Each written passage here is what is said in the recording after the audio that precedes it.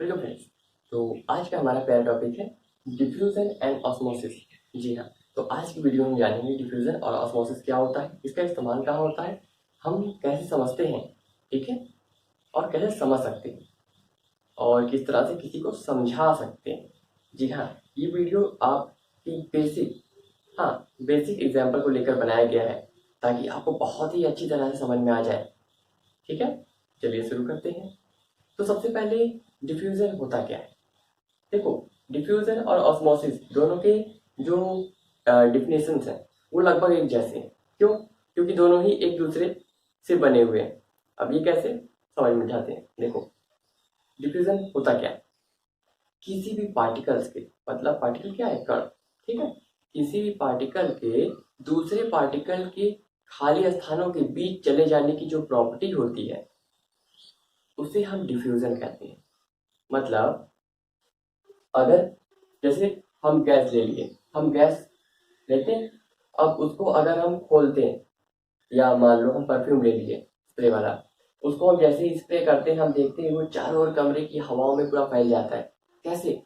क्योंकि कमरे की हवा, ये भी क्या होगी, पार्टिकल्स होंगे। अब इन पार्टिकल्स के बीच कुछ खाली स्थान होगा, है ना, स्पेस होगा। अब जैसे ही हम स्प्रे करते हैं, हाँ, स्प्रे करते हैं, तो वो जो परफ्यूम होता है उसके पार्टिकल क्या होते हैं, दूसरे पार्टिकल के बीच जो खाली स्थान है, जो स्पेस है, उसमें अपने आप चले जाते हैं, है कि नहीं। बस हमको स्प्रे करना होता है, अपने आप फैल जाता है ना। इसी प्रॉपर्टी को, इसी गुण को हम क्या कहते हैं, डिफ्यूजन कहते हैं। ठीक है, अब इसके हम कुछ एग्जाम्पल को जानते हैं। ठीक है, तो चलिए देखते हैं। जैसे नमक का नमी सोखना। हाँ, आप देखे होंगे ना कि नमक या चीनी को कभी आप निकाल कर रख दो तो धीरे धीरे थोड़ा गीला हो जाता है। कैसे? असल में हवा में जो पानी मौजूद होता है वो क्या होता है, धीरे धीरे नमक में चला जाता है। नमक का सोख लेना, एब्जॉर्ब कर लेना, ये क्या है, पानी की जो पार्टिकल्स हैं जो हवा में है वो नमक में डिफ्यूज हो गए, है कि नहीं। या आप चीनी शरबत बनाते हो, चीनी पानी में डालते हो, चलाते हो चम्मच से, क्या होता है, धीरे धीरे वो डिजॉल्व हो जाता है। अब चीनी दिखाई नहीं दे रही है, वो कहाँ गया, असल में वो पानी के, हाँ, पानी का जो पार्टिकल्स है, क्योंकि हम जानते हैं जो लिक्विड होता है, हाँ, सॉलिड लिक्विड गैस में आपने पढ़ा होगा, जो लिक्विड के पार्टिकल्स होते हैं, जो कण होते हैं, वो क्या होते हैं, थोड़े दूर दूर होते हैं, तो इनके बीच खाली स्थान है ना, बड़ा सा। अब जो चीनी है या नमक है, जिसको भी हम इसमें डिजोल्व करते हैं, या जो शरबत है या रसना, जैसे ही हम उसको डालकर हिलाते हैं तो क्या होता है, उसके जो पार्टिकल्स है वो छोटे छोटे भाग में क्या होते हैं, चले जाते हैं। कहाँ पर, स्पेस में, दूसरे पार्टिकल्स के बीच खाली जगहों पर चले जाते हैं, वो भी अपने आप डिजॉल्व हो जाते हैं। ठीक है, अब उसके अलावा जैसे चाय। अब चाय क्या हुआ, देखो, चाय हम जानते हैं, जैसे हम दूध में चाय पत्ती डालते हैं या पानी में, बहुत लोग क्या करते हैं, पहले चाय बनाने में क्या करते हैं, पहले पानी का इस्तेमाल करते हैं, पानी में चाय पत्ती को खौलाते हैं। तो चाय पत्ती खौलाते हो तो चाय पत्ती की वजह से आप देखते हो पानी का रंग कैसे बदला, है कि नहीं। ये कैसे हुआ, क्योंकि चाय की पत्तियों में भी कुछ ऐसे पार्टिकल्स रहे होंगे जो क्या हुए, जो पानी के पार्टिकल्स के बीच चले गए, तभी ना चाय का रंग बदल गया या दूध का रंग बदल गया, है कि नहीं। परफ्यूमिंग एजेंट, जैसे आप पढ़ ही चुके होंगे, हम जो भी परफ्यूम एजेंट पढ़ते हैं या आपने सप्लीमेशन में भी बहुत सा पढ़ा होगा, है ना, जैसे आपका हो गया ओडोनिल, या जितने भी लिक्विड या सॉलिड, हाँ, परफ्यूमिंग एजेंट होते हैं जिनको हम लाकर घर में टांग देते हैं, अब पूरे कमरे में स्मेल अच्छी सी फैल रही है। क्यों? क्योंकि उसके पार्टिकल्स हवा के पार्टिकल्स में डिफ्यूज हो रहे हैं, और इसी प्रोसेस को हम तो डिफ्यूजन कहेंगे। इसके आगे बढ़ते हैं तो पेन या पेंसिल से या चॉक से लिखना, ये भी डिफ्यूजन है। कैसे? देखो, हम चॉक से बोर्ड पर लिख रहे हैं तो क्या हो रहा है, चॉक के जो पार्टिकल्स हैं, ठीक है, चॉक के जो पार्टिकल्स हैं ये हमारे बोर्ड के सरफेस एरिया पर क्या हो रहे हैं, डिफ्यूज हो जा रहे हैं, उसके अंदर फंस जा रहे हैं, उसके बीच जो खाली स्थान है ना, खाली स्थान है, उसमें भर जा रहे हैं, तभी नहीं ये चौक चल रहा है, हम लिख पा रहे हैं इससे।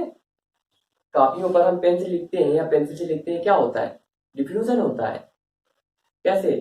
ये दिखने में तो बहुत स्मूथ लगता है, लेकिन असल में ये काफी खुरदुरा होता है ना?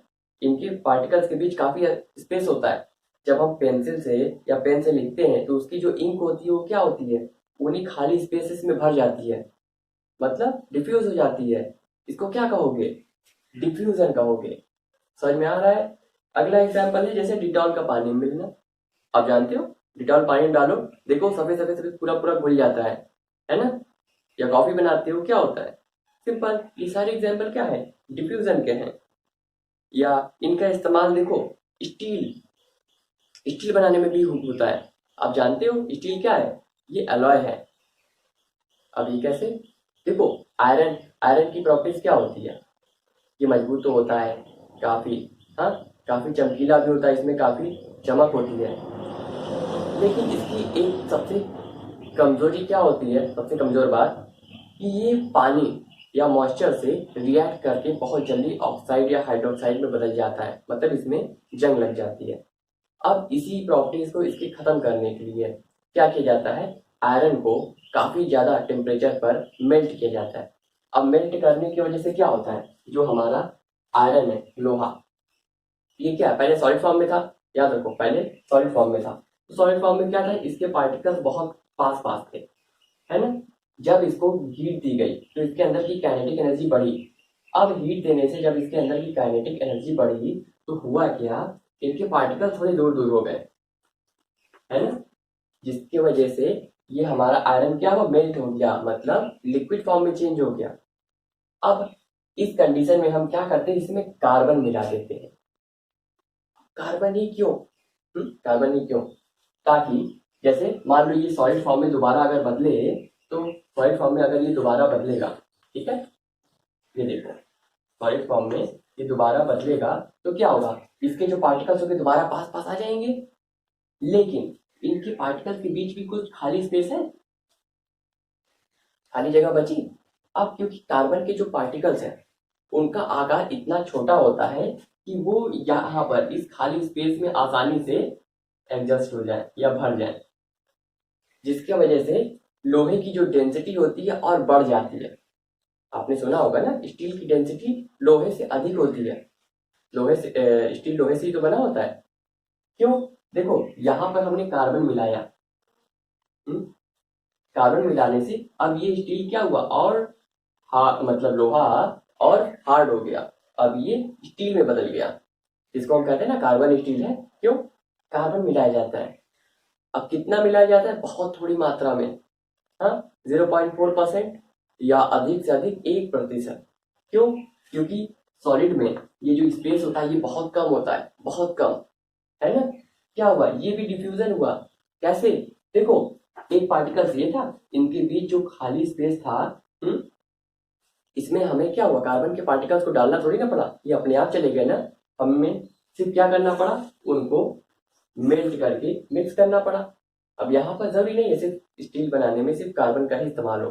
कार्बन के अलावा निकिल, कोबाल्ट, जिंक, हाँ, कैडमियम, इन सब मेटल्स का भी इस्तेमाल होता है। आपने कभी देखा होगा बर्तन, स्टील के जो बर्तन होते हैं वो कभी कभी फट जाते हैं, हाँ, किनारों से। क्यों? असल में ये सबूत होता है कि उस स्टील को बनाने में कार्बन के जो पार्टिकल्स का मात्रा या तो अधिक हो गई है या तो बहुत कम। ठीक है, ज्यादातर कार्बन की मात्रा अगर अधिक हो जाती है तो वो स्टील क्या होता है? देखो, मान लो हमने, जैसे हमने इधर दिखाया, ठीक है, हमने यहाँ पर कार्बन की मात्रा एकदम सही डाली जिसकी वजह से सारे होल्स जो स्पेस थे वो भर गए, तो ये जो स्टील बना ये काफी मजबूत बना, हाई क्वालिटी। अगर मान लो यहाँ पर हम फिर से लोहा लेते हैं, हाँ, इनके बीच कार्बन के पार्टिकल्स को ज्यादा मात्रा में डाल देते हैं, जिसकी वजह से क्या हुआ? कुछ पार्टिकल तो बीच में आएंगे लेकिन कुछ पार्टिकल कार्बन के यहाँ पर आ गए, जिसकी वजह से इनके जो बड़े पार्टिकल्स हैं, बड़े पार्टिकल्स के बीच स्पेस हो गया। अब स्पेस हो जाने की वजह से क्या होता है? देखो, कुछ पार्टिकल्स कार्बन के यहाँ पर आ गए, है ना, ज्यादा डाल देने से कार्बन। ऐसी कंडीशन में होता क्या है? इनके पार्टिकल्स के बीच दरारें बन जाती हैं, क्रैक्स, जो हमको दिखती तो नहीं है, हाँ, क्योंकि ये बहुत छोटा, हाँ, एटॉमिक या मॉलिक्यूलर लेवल पर होता है। इसी वजह से स्टील में समय के साथ क्या होता है? फटन आता है, जो फट जाते हैं स्टील के बर्तन। ठीक है, यही होता है कि अधिक कोई चीज डाल दिया जाए।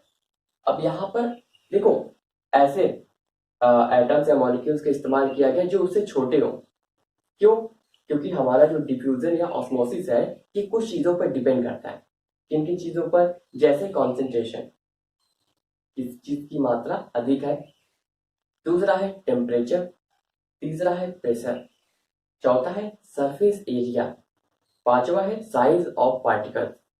साइज ऑफ पार्टिकल जैसे आप इसका एग्जांपल देख सकते हो, पहली पार्टिकल का साइज बहुत बड़ा था और दूसरे का छोटा। अगर दोनों पार्टिकल का साइज एक जैसा होता तो ये स्टील मजबूत होता? हम्म, नहीं, पहले जितना ही होता है कि नहीं।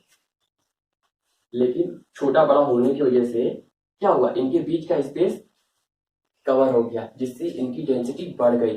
डेंसिटी बढ़ने की वजह से क्या हुआ, ये और ज्यादा पावर, मतलब और ज्यादा झटका एब्जॉर्ब कर सकते हैं, मतलब मजबूती बढ़ी ना, इसीलिए। तो स्टील या अलॉयज बनाने में भी हम डिफ्यूजन प्रोसेस का इस्तेमाल करते हैं। अगला है मेटल को कमजोर करने में भी। अब ये क्या बात हुई, देखो मेटल को कमजोर करने में कैसे? कुछ ऐसे मेटल्स होते हैं जैसे एल्यूमिनियम। एल्यूमिनियम हम जानते हैं बहुत बढ़िया कंडक्टर होता है, लेकिन हमारे पेरियोडिक टेबल में, पेरियोडिक टेबल नहीं जानते हो, आगे थोड़ा सा इसके बारे में पढ़ लेना। ठीक है, देखो इस तरह से होता है। तो पेरियोडिक टेबल में कुछ ऐसे मेटल्स होते हैं जो लिक्विड फॉर्म में पाए जाते हैं। जी हाँ, नॉर्मल रूम टेम्परेचर पर ये लिक्विड फॉर्म में पाए जाते हैं। ठीक है, सॉलिड फॉर्म में नहीं। तो अगर हम एल्यूमिनियम की कोई सीट पर, ठीक है, एल्यूमिनियम का कोई प्लेट है, उस उसकी सीट को ऊपर से खरोच दें। क्यों? क्योंकि एल्यूमिनियम क्या है, ये भी हाईली रिएक्टिव होता है। अगर एल्यूमिनियम की सीट या कोई बर्तन पड़ा हुआ है, तो अगर उस बर्तन पर अच्छे से पॉलिश की गई है तो ठीक है, अगर पॉलिश नहीं की गई है तो उस बर्तन पे बहुत जल्दी क्या होगा, ऑक्साइड, हाइड्रोक्साइड या सल्फाइड बन जाएंगे। वो उसमें रखी हुई चीजों से बहुत जल्दी रिएक्ट कर जाता है। इसीलिए कहा जाता है कि एल्यूमिनियम के बर्तन को खाना पकाने के लिए या खाने को पैक करने के लिए मतलब इस्तेमाल नहीं करना चाहिए। क्योंकि अगर वो उस पर कोटिंग नहीं है एल्युमिनियम के बर्तन पर, तो एल्युमिनियम के छोटे छोटे पार्टिकल्स हमारे खाने में भी जाते हैं, जो हमारे सेहत के लिए बहुत बेकार होते हैं, बहुत ही ज्यादा नुकसानदेह। ठीक है, तो ऐसे में जो एल्युमिनियम होता है, इसके ऊपर वैसे तो ऑक्साइड इसकी प्लेट के ऊपर बड़ी आसानी से जम जाती है, लेकिन अगर हम एल्युमिनियम की प्लेट को खरोच दें, खरोचने के बाद उसके ऊपर Hg, हाँ मरकरी, मरकरी को डाल दें, थोड़ा सा मरकरी डाल दें एल्युमिनियम के ऊपर, तो क्या होगा? देखो, मरकरी क्या है, जिसको हम नॉर्मल लैंग्वेज में क्या कहते हैं, पारा, पारा भी कहते हैं। अब मरकरी क्या है, ये नॉर्मल रूम टेम्परेचर पर लिक्विड फॉर्म में पाया जाता है। अब मरकरी क्या करेगा, अगर इसके खरोचे विभाग से रिएक्ट करेगा बहुत तेजी से। मान लो एल्युमिनियम ऑक्साइड, हाँ सॉरी एल्युमिनियम, हम Ag लिख रहे थे, एल्युमिनियम का सिंबल Al से होता है, Ag मतलब सिल्वर। ठीक है, थोड़ा सिंबल गलत हो गया था, ध्यान रखना। तो एल्युमिनियम मान लो ऑक्सीजन से रिएक्ट किया था पहले, तो एल्युमिनियम ऑक्साइड बना था। लेकिन जैसे ही हम इसकी प्लेट के ऊपर क्या डालते हैं, Hg डाल देते हैं, तो Hg क्या करता है, ऑक्साइड ये जो ऑक्सीजन को अपने साथ ले लेता है, अपने साथ ले लेता है, जिससे एल्युमिनियम की जो सीट होती है वो दोबारा ऑक्साइड मतलब ऑक्सीजन के संपर्क में आती है। जिसकी वजह से क्या होता है, वो धीरे धीरे धीरे धीरे धीरे धीरे उसके ऊपर बहुत ज्यादा ऑक्साइड की परत लगातार जमती जाती है और एल्युमिनियम वहां से कमजोर हो जाता है। आप कह सकते हो कि लिक्विड मेटल का इस्तेमाल करके हम क्या कर सकते हैं, मेटल को कमजोर कर सकते हैं। या एक और तरह का नॉन मेटल होता है क्या, जिसको हम गैलियम कहते हैं, Ge। अगर इस गैलियम को भी हम एल्युमिनियम की सीट पर डाल दें, तो ये भी यही करेगा जो मरकरी कर रहा है। एल्युमिनियम के पार्टिकल्स के बीच, क्या एल्युमिनियम के पार्टिकल्स के बीच ये क्या करेगा, घुस जाएगा, जिसकी वजह से उसके पार्टिकल्स के बीच की जो दूरी है वो बढ़ जाएगी, और एल्युमिनियम पर एक घूसा अगर हम मार भी देते हैं तो वो वहां से टूट जाएगा बड़ी आसानी से। ठीक है, तो एक तरह से जो डिफ्यूजन प्रोसेस है, इसका इस्तेमाल किसी भी मेटल को मजबूत या कमजोर करने में भी किया जाता है। तो इतना क्लियर हो गया, तो आगे बढ़ते हैं। ठीक है। अगर हाँ कोई टॉपिक अगर नहीं समझ में आता है तो आप कमेंट करके पूछ सकते हो, क्योंकि कोशिश कर रहे हैं। ठीक है। अब कोई वीडियो इतना परफेक्ट नहीं होता है, कुछ वीडियोज में थोड़ी बहुत प्रॉब्लम होती है। और हाँ अगर नया समझ में आता है, कुछ नया सीखने को मिलता है तो कमेंट में जरूर बताएं। ठीक। अब आगे बढ़ते हैं। जैसे पानी में ऑक्सीजन का मिलना। हाँ, नदी या तालाब जो होते हैं इसमें ऑक्सीजन, आप जानते हो ना, नदी या तालाबों के पानी में ऑक्सीजन घुली होती है जिसकी वजह से मछलियां उसमें सांस ले पाती है। ये कैसे होता है? वैसे तो हमने एटमॉस्फेरिक प्रेशर, जब आपको चैप्टर इसके पहले हेडिंग पढ़ाई थी, तभी हमने बता दिया था कि ये प्रेशर की वजह से होता है। ऑक्सीजन के मॉलिक्यूल्स क्या होते हैं, पानी में मिल जाते हैं। लेकिन पानी में कैसे मिल गए? पानी के पार्टिकल्स के बीच कैसे पहुंचे? प्रेशर की वजह से पहुंचे। क्योंकि डिफ्यूजन पर प्रेशर असर डालता है। बोले ना अभी हम, कुछ चीजों पर ये डिपेंड करता है। कौन सा? Concentration, temperature, pressure, surface area और size of particle. Size of particle आप समझ के होंगे। हाँ, क्योंकि यहाँ पे पानी का एक तो सरफेस एरिया बहुत ज्यादा होता है, दूसरी बात यहाँ पर प्रेशर। हाँ, एक एटमॉस्फेरिक प्रेशर पर जो ऑक्सीजन होता है वो पानी के पार्टिकल्स के बीच डिफ्यूज हो जाता है। ठीक है। पानी में ऑक्सीजन का मिलना जिसके वजह से मछलियां सांस ले पाती हैं। ठीक, बहुत अच्छे। अब यहाँ पर आ जाता है अगला, टी बैग। हाँ, आपने अगर ट्रेन में सफर किया होगा तो देखा होगा बहुत से चाय वाले आते हैं, वो टी बैग देते हैं। हाँ, गर्म पानी में जब आप टी बैग या दूध में टी बैग को डुबोते हैं तो क्या होता है, चाय का पूरा कलर आ जाता है। ये कैसे? ये भी एक डिफ्यूजन का सैंपल है। ठीक है। तो अगली बात आ गई गैसों का मिलना। ये तो शायद हमने बता ही दिया। जैसे आपने परफ्यूम छिड़का, ये कैसे उसका स्मेल फैल गया पूरा? कैसे फैला? डिफ्यूजन की वजह से। डिफ्यूजन क्या है? किसी पार्टिकल का दूसरे पार्टिकल के खाली स्थानों के बीच अपने आप चले जाने का जो गुण होता है उसे ही हम डिफ्यूजन कहते हैं। ये बताया था। अब इस पर टेम्परेचर भी असर डालता है। अब वो कैसे? जैसे खाने की खुशबू।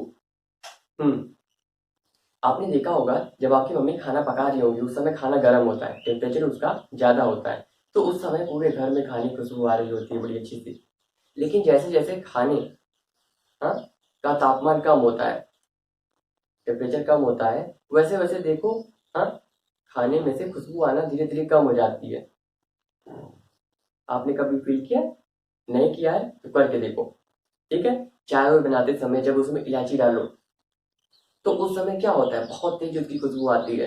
लेकिन उसके बाद जैसे जैसे चाय ठंडी होने लगती है, उसका जो मतलब क्या होता है, हाँ, उसका उसकी जो स्मेल होती है, उसकी जो स्मेल होती है वो हमारे नाक तक नहीं पहुंचती है। क्यों? टेम्परेचर कम हो जाने की वजह से उसके जो स्मेल के लिए जो जिम्मेदार पार्टिकल्स होते हैं वो हमारी नाक के पास या नाक तक पहुंचने में उन्हें समय लगता है, या आप कह सकते हो वो नहीं पहुंच पाते हैं। क्यों?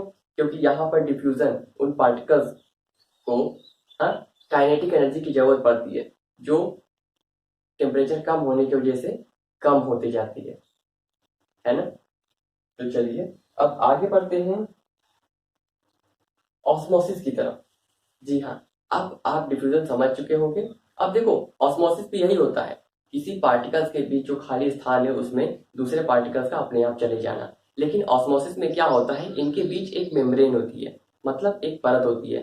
जैसे हमने चाय का उदाहरण दिया, चाय पत्ती डालते ही चाय क्या होता है, कलरफुल हो जाता है। मतलब एक ही कलर का होगा, कलरफुल ज्यादा नहीं होगा। तो ऐसे में क्या होगा, ये है डिफ्यूजन। लेकिन आप चाय पत्ती छानने के लिए क्या करते हो, एक मेम्ब्रेन का इस्तेमाल करते हो। हाँ, एक मेम्ब्रेन का इस्तेमाल करते हो जिसको आप छन्नी कहते हैं, सिंपल। तो ऐसे में जो चाय की जो पत्तियां हैं वो छन्नी के जो पोर्स है, हाँ, जो होल्स होती हैं उसमें से पास नहीं हो पाती। सिर्फ जो चाय है, ठीक है, जो दूध है वही पास हो पाते हैं, है कि नहीं? तो ये क्या है, ये एक ऑस्मोसिस का एक अच्छा एग्जाम्पल है। या आप जैसे खाना वाना पकाते हो, खाना पकाते हो तो आपने कभी देखा होगा अगर खाने में नमक की मात्रा ज्यादा हो जाए तो आपकी मम्मी क्या करती होंगी, आटे की लोई बनाकर, आटे की गोली बनाकर सब्जी में डाल देती होंगी। इससे क्या होता है, आटे की जो गोली होती है, ठीक है। तो यहाँ पर जो आटा होता है, जो गूथा हुआ आटा, उसमें एक खास प्रकार का प्रोटीन होता है, ग्लूटीन प्रोटीन, ठीक है। ये प्रोटीन ही मेम्ब्रेन का काम करता है, एक परत का काम करता है। अब आटे में पानी मिला हुआ है तो पानी के मॉलिक्यूल्स है आटे के अंदर, ठीक है। आटा हमारा क्या है, एक मेम्ब्रेन का काम करता है, एक छन्नी की तरह काम करता है। जब इसको हम कढ़ाई में डाल देते हैं, ठीक है, मान लो ये आटे की लोई है, इसके अंदर पानी। अब क्योंकि हमारे सब्जी में क्या हुआ, नमक ज्यादा हो गया, क्या, नमक ज्यादा हो गया। यहाँ पर भी पानी है, ठीक है, लेकिन यहाँ पर नमक भी ज्यादा है। तो होता क्या है, यहाँ पर मेम्ब्रेन, मेम्ब्रेन क्या है, किस चीज की है, आटे की। आटे की मेम्ब्रेन के अंदर जो पानी मौजूद है, यहाँ पर पानी का कॉन्सेंट्रेशन क्या होता है, कम होता है। क्यों, आटे के अंदर सिर्फ पानी है, लेकिन जो सब्जी है हमारी, उसके अंदर पानी भी है और नमक भी है और बहुत से मसाले भी। तो होता क्या है कि यहाँ का कॉन्सेंट्रेशन अधिक है।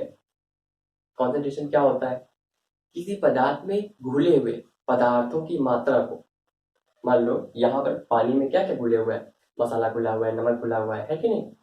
तो यहाँ पर उसकी मात्रा को ये हम क्या कहेंगे, उसकी कॉन्सेंट्रेशन कहेंगे, मतलब सांद्रता कहेंगे, ठीक है। तो यहाँ पर क्या होता है, जो नमक होता है, हाँ, क्योंकि यहाँ पर देखो कॉन्सेंट्रेशन अधिक होता है, डिफ्यूजन या ऑस्मोसिस हाई से लो की तरफ मूव करता है, मतलब हाई कॉन्सेंट्रेशन से लो की ओर, ठीक है, लो की ओर, ये हमेशा याद रखो।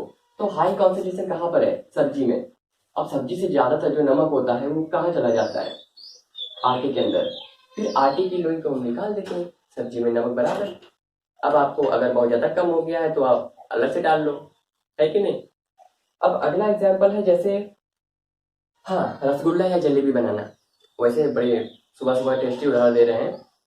अब रसगुल्ला या जलेबी आप देखे होगे, या आप कभी किचन में काम किए होगे, या जलेबी खाने बाहर गए होगे, तो ऐसे में आपने देखा होगा कि वो जो हलवाई होता है या जो आपकी मम्मी होती हैं, जब वो घर में रसगुल्ला या छेना बना रही होती हैं, तो क्या काम करती हैं, जैसे ही छेने को वो पका लेती हैं, तो तुरंत जब वो गर्म होता है तभी वो क्या करती हैं, उसे चाशनी में डाल देती हैं, सिरके में डाल देती हैं। उससे क्या होता है, वो बहुत जल्दी चाशनी को, हाँ, एब्जॉर्ब कर लेता है। ये प्रोसेस कैसा हुआ, ये डिफ्यूजन की वजह से हुआ। लेकिन इसको ऑस्मोसिस की कैटेगरी में रखा जाता है। देखो सिरके का उसके अंदर चला जाना, डिफ्यूजन हुआ, लेकिन इसको ऑस्मोसिस में क्यों कहा जाएगा, क्योंकि यहाँ पर वो जो छेना है, जो छेना है वो मेम्ब्रेन का काम कर दिया। अब ये कैसे, देखो छेने को तुरंत, जैसे छेना बनाया गया, छेने को पानी में उबाला गया, पानी में उबालने से क्या होता है, वो छेना धीरे धीरे देखो फूलता है ना, फूलता है क्यों, क्योंकि पानी के जो पार्टिकल्स होते हैं छेने के अंदर फंस जाते हैं, है ना। अब वो जब गर्म होते हैं तो गैस में, पानी क्या है, गैस में बदलता है, गैस में बदलने की वजह से पानी फैलेगा, जिसकी वजह से वो छेना बड़ा सा फूल गया। मतलब छेने के अंदर छोटे छोटे होल्स बन जाते हैं ना, अब छेना बड़ा हो गया। अब ये होल्स, अगर ये छेना ठंडा हो जाएगा तो इसके अंदर की जो पानी है, जो मतलब जो गैस है, वो ठंडा होकर दोबारा पानी में बदल जाएगा। तो इसीलिए, क्योंकि यहाँ पर देखो छेने के अंदर पोर्स है, पोर्स मतलब खाली स्थान, समझ गए, छेद छेद। अब इसीलिए गर्मा गर्म छेने को, ठीक है, तुरंत उठाकर चाशनी में डुबो दिया जाता है, गर्मा गर्म चाशनी में। जिससे क्या होता है, अब चाशनी में डुबोने की वजह से इसके अंदर लो कॉन्सेंट्रेशन हो जाता है और यहाँ पर हाई, और हाई कॉन्सेंट्रेशन से चाशनी क्या होती है, मूव कर जाती है लो की तरफ। कब तक, अब ये प्रोसेस कब तक होता रहेगा, कब तक चाशनी जाती रहेगी उसके अंदर, जब तक दोनों के अंदर का कॉन्सेंट्रेशन बराबर ना हो जाए, हाँ, तभी तक ये मूविंग होता रहता है। ये प्रोसेस जलेबी में भी होता है। अब देखो यहाँ पर दो एग्जाम्पल क्यों दिए, क्योंकि जो बच्चियां होंगी वो ज्यादातर किचन में ध्यान देती हैं, वो बाहर कम जाती होंगी, है ना। और जो लड़के होंगे वो जलेबी खाने के शौकीन जरूर होते हैं, है कि नहीं। अब ऐसे में वो बाहर जरूर जाते होंगे, तो दोनों को अच्छे समझ में आया होगा क्यों हलवाई जलेबी छानने के बाद तुरंत उसको क्या करता है, चाशनी में डुबो देता है।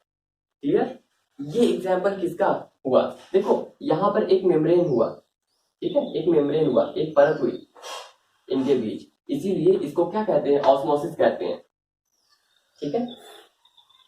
अब ऑस्मोसिस का एक अच्छा उदाहरण है जैसे सलाद। हाँ, जब आप सलाद बनाते हो क्या करते हो, प्याज, टमाटर, गाजर, जो भी मूली काटने के बाद आप मिक्स करते हो, उसके ऊपर जब नमक डालते हो तो क्या होता है, वो पानी छोड़ने लगता है, उसमें से पानी निकलने लगता है। या खीरा काटो, उस पर अगर नमक डाल दो तो क्या होता है, वो पानी बहुत तेज छोड़ता है। वैसे पानी नहीं छोड़ेगा, क्यों? क्योंकि जो नमक होता है, ठीक है, उसके पार्टिकल छोटे होते हैं, हाई कॉन्सेंट्रेशन। अब सॉलिड की कॉन्सेंट्रेशन सबसे अधिक होगी। अब यहाँ पर क्या होगा, जो पार्टिकल्स का साइज है नमक के, वो काफी छोटा होता है और वो बहुत आसानी से खीरे के अंदर चला जाता है, जिसके वजह से जो ज्यादा पानी होता है, जो खीरे के अंदर का जो पानी होता है वो बाहर निकल आता है। खीरे के अंदर का जो कॉन्सेंट्रेशन है वो बढ़ जाता है नमक की वजह से, नमक के अंदर जाने की वजह से, जिसकी वजह से खीरा या जो हम सलाद बनाते हैं वो पानी छोड़ने लगता है। समझ में आया? अब यहाँ पर जो हमारा खीरा हुआ, ये जो सलाद हुआ, ये भी मेम्ब्रेन का काम करता है, तो इसको हम क्या कहेंगे, ऑस्मोसिस। ठीक है, देखो जो डायरेक्ट हो जाए, जिसमें मेम्ब्रेन की जरूरत ना पड़े, कोई बीच में कोई अलग मीडियम ना हो, ठीक है, उनको अलग करने का ऐसा प्रोसेस डिफ्यूजन में रखा जाता है। लेकिन जिनके बीच कोई मेम्ब्रेन का काम कर रहा हो, ठीक है, कोई ऐसा मटेरियल हो जो जाली ऐसा काम कर रहा हो, तो ये क्या है, ये ऑस्मोसिस कहा जाएगा। जैसे हम देखते हैं ना, पेड़ों पर अगर हम नमक डालें तो पेड़ जल जाते हैं, पेड़ों की पत्तियां वहां सूख जाएंगी, क्यों? क्योंकि वो नमक अंदर चला जाता है पौधों के। ये भी कॉन्सेंट्रेशन की वजह से ही होता है, पार्टिकल, साइज ऑफ पार्टिकल्स की वजह से, ठीक है, जिसके वजह से क्या होता है, नमक जब अंदर चला जाएगा तो पत्तियों का जो प्रोसेस हो रहा है, जो खाना बनाने का प्रोसेस हो रहा है, जो फोटोसिंथेसिस हो रहा है, वो नहीं होगा, और वहां से वो जो प्लांट है वो खराब हो जाएगा। ठीक है, इतने उदाहरण काफी है, तो कुछ और देख लेते हैं। जैसे मेवों का फूल जाना। हम सुबह सुबह खाने के लिए अंकुरित चने को जर्मिनेट करने के लिए रखते हैं अंकुरण के लिए पानी में, तो चना देखते हैं फूल जाता है। कैसे? डिफ्यूजन है, ऑस्मोसिस? बताओ। सिंपल, ऑस्मोसिस है कि नहीं? मेवों का फूल जाना या चनों का फूल जाना, सिंपल, ये ऑस्मोसिस का है। दूसरा है डाइजेशन। जी हाँ, जब हम कोई चीज खाते हैं, इसका एक एग्जांपल देखो, डाइजेशन। जब हम कोई चीज खाते हैं तो वो हमारे शरीर में डाइजेस्ट होता है। डाइजेस्ट होने के बाद हमारी जो पेट है, ठीक है, उसमें वो एब्जॉर्ब हो जाता है। हमारे पेट में वो क्या होता है, उसका एब्जॉर्प्शन होता है हमारे इंटेस्टाइन में, आंतों में। तो आंतों में वो एब्जॉर्ब होने के बाद क्या होता है, हमारे ब्लड में पहुंच जाता है। अब यहाँ पर भी देखो ढेर सारी मेम्ब्रेन है। पहले तो हमारे जो आंतें होती हैं उसमें सीलिया पाया जाता है, ये एक मेम्ब्रेन का काम करता है। दूसरी बात, वो ब्लड के अंदर पहुंचा तो ब्लड की जो पाइपलाइन होगी, है ना, जो नसें होंगी, उनकी मेम्ब्रेन को भी तो ये क्रॉस किया होगा। तो यहाँ पर कई प्रकार की मेम्ब्रेन्स आई, तो यहाँ पर ये प्रोसेस भी क्या है, ऑस्मोसिस होगा। ठीक, अब तो हमें लगता है इतना एग्जाम्पल काफी होगा, क्योंकि एग्जाम्पल भी खत्म हो गए हैं, तो एक्स्ट्रा एग्जाम्पल हम कहाँ से देंगे? ठीक है, तो अब उम्मीद करते हैं आपको डिफ्यूजन और ऑस्मोसिस में बहुत प्यारे प्यारे ये काफी स्वादिष्ट, ठीक है, जलेबी जैसे एग्जाम्पल समझ में आए होंगे और आपको बहुत अच्छा भी लगा होगा। तो अगर आपके दिमाग में कुछ और इसी तरह के प्यारे प्यारे खुरापाती एग्जाम्पल अगर ऑस्मोसिस और डिफ्यूजन के बारे में आ रहे हैं तो नीचे कमेंट करके जरूर बताएं, ताकि हमें ये पता चले कि आपको हम कितना समझाने में कामयाब हुए हैं। और हाँ, अगर आपने ये पूरा वीडियो देख लिया है तो थोड़ी देर के लिए, हाँ, वीडियो को बंद करने के बाद अपनी आंखों को धोकर अपनी आंखों को आराम दें, क्योंकि लंबे समय तक किसी भी मोबाइल स्क्रीन को या टीवी स्क्रीन को देखने से आंखों को नुकसान पहुंचता है। तो अपनी आंखों का ध्यान दें, तभी तो आगे वीडियो देख पाएंगे। तो हाँ, और जाते जाते अगर आपको ये वीडियो अच्छा लगा हो तो ऊपर दिए गए पोल में, ठीक है, आई पोल में हमें 1 से लेकर 5 तक जो भी आपको रेटिंग आपको देखने में अच्छा लगता है, ठीक है, जो भी सीखने को मिला उसके हिसाब से आप रेटिंग दे दीजिएगा। धन्यवाद।